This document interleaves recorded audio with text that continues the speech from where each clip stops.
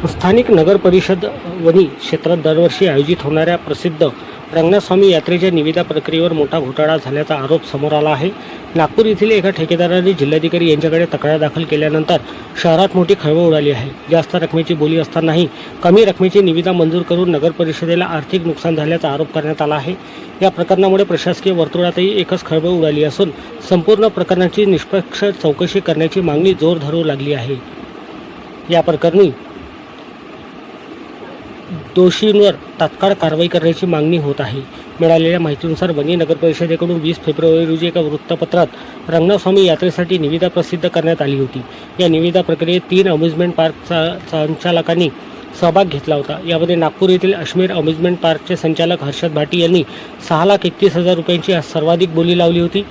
दुसऱ्या क्रमांकावर यवतमाळ येथील पूजा अम्युजमेंट पार्कचे संचालक आनंद भेले यांची 6 लाख रुपये, तर तिसऱ्या क्रमांकावर नागपूर येथील लक्ष्मी अम्युजमेंट पार्कचे संचालक प्रवीण गोसावी यांची 5 लाख रुपयांची बोली होती।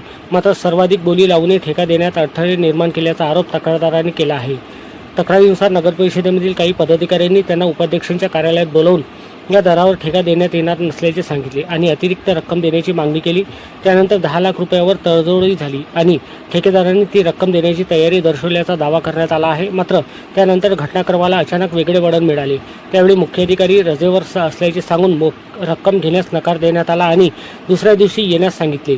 दरम्यान 11 मार्च रोजी एका छोट्या वृत्तपत्रात अचानक पुन्हा निविदा प्रसिद्ध करण्यात आली आणि त्याच दिवशी दुपारी 2 वाजेपर्यंत निविदा सादर करण्याची मुदत देण्यात आली। धक्कादायक बाब म्हणजे दुसऱ्यांदा काढलेल्या निविदेत फक्त एकच प्रस्ताव प्राप्त झाला, जो पूजा अम्युजमेंट पार्क यवतमाळचे संचालक आनंद भेले यांचा होता। त्याच दिवशी निविदा उघडून 7,51,000 रुपयांची बोली मंजूर करण्यात आल्याचे सांगितले जात आहे। तक्रारदाराच्या मते तो 10 लाख रुपये देण्यास तयार असताना कमी रकमेची निविदा मंजूर करणे ही गंभीर अनियमितता असून नगर परिषदेला आर्थिक नुकसान झाल्याचा आरोप आहे। दरम्यान स्थानिक नागरिक आणि सामाजिक संघटनांनी या प्रकरणाची संपूर्ण निविदा प्रक्रिया पारदर्शकपणे चौकशी करून संबंधित फाईल सार्वजनिक करण्याची मागणी केली आहे।